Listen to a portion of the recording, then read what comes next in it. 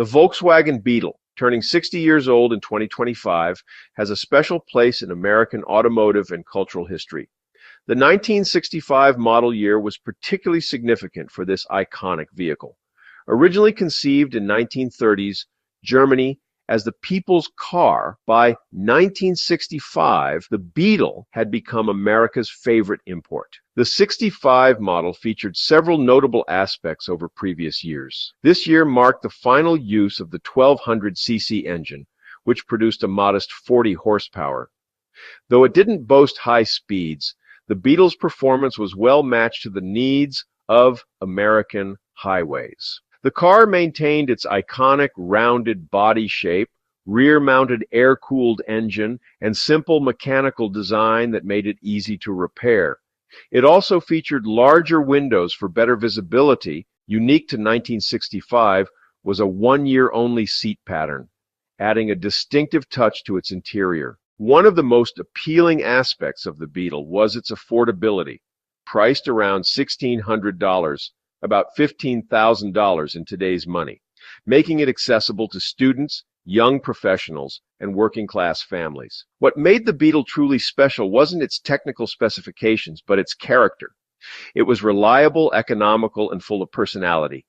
The friendly bug with a smiling front end. In a year of unrest and change, the Beetle represented simplicity and dependability. The year 1965 found America in tremendous social upheaval. President Lyndon B. Johnson was expanding his Great Society programs while simultaneously deepening American involvement in Vietnam. In February 1965, Malcolm X was assassinated in New York City, sending shockwaves through the civil rights movement. That summer, the Watts neighborhood in Los Angeles erupted in riots that lasted 6 days, resulting in 34 deaths and widespread property damage, highlighting racial tensions and economic inequality. In March, the first American combat troops arrived in Vietnam, with over 200,000 in country by year's end.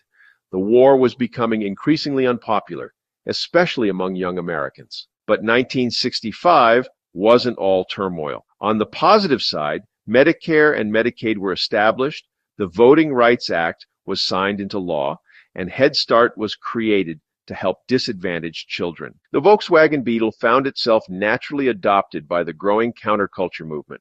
Its affordability, simplicity, and non-American origin made it the perfect vehicle for those questioning mainstream values and consumerism. The counterculture of 1965 was evolving from the earlier beatnik movement into what would become the hippie culture. Young people were growing their hair long, experimenting with psychedelic drugs, and questioning authority in unprecedented numbers. Ken Kesey and his merry pranksters were traveling the country in their psychedelic bus, spreading their message of consciousness expansion. Though they favored a bus over a Beetle, they represented the same spirit of mobility and freedom that Beetle owners cherished. The Beetle's small environmental footprint compared to gas-guzzling American cars and its origins outside the military-industrial complex made it appealing to peace activists and environmentally conscious youth. The popular culture of 1965 reflected America's changing attitudes. In music, the British invasion was in full swing. The Beatles released Help and made their historic Shea Stadium appearance. The Rolling Stones hit #1 with I Can't Get No Satisfaction. But American artists were creating iconic music too. Bob Dylan released Like a Rolling Stone, challenging conventional song structure. The Byrds' Mr. Tambourine Man helped create folk rock, and Motown continued producing hits with the Supremes' Stop, In the Name of Love, and Back in My Arms Again, both reaching #1 on the charts. In theaters, The Sound of Music was the year's biggest hit, while Dr. Zhivago and Thunderball drew huge audiences. More culturally significant were films like 1,000 Clowns and The Pawnbroker, which tackled alienation and Holocaust trauma respectively. As America grappled with changing values, the Humble Beetle found itself representing different things to different people.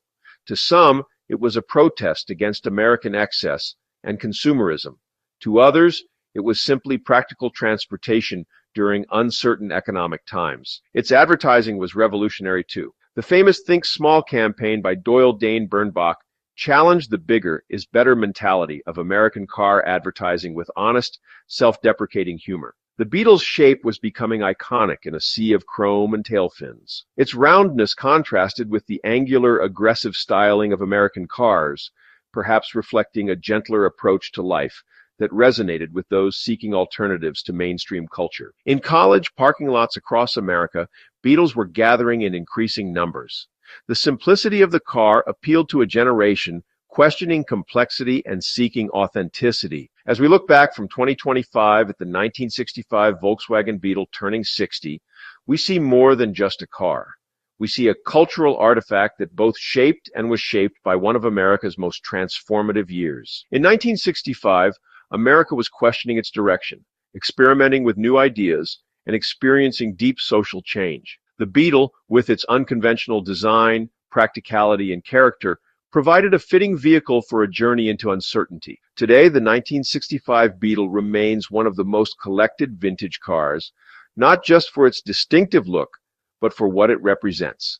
A simpler approach to transportation, a rejection of planned obsolescence, and a connection to a pivotal moment in American cultural history. The Beetle outlasted most of its contemporaries, remaining in production with minimal changes until 2003. Perhaps that staying power reflects the enduring appeal of the values it came to represent in 1965: simplicity, reliability, and character in a complicated world.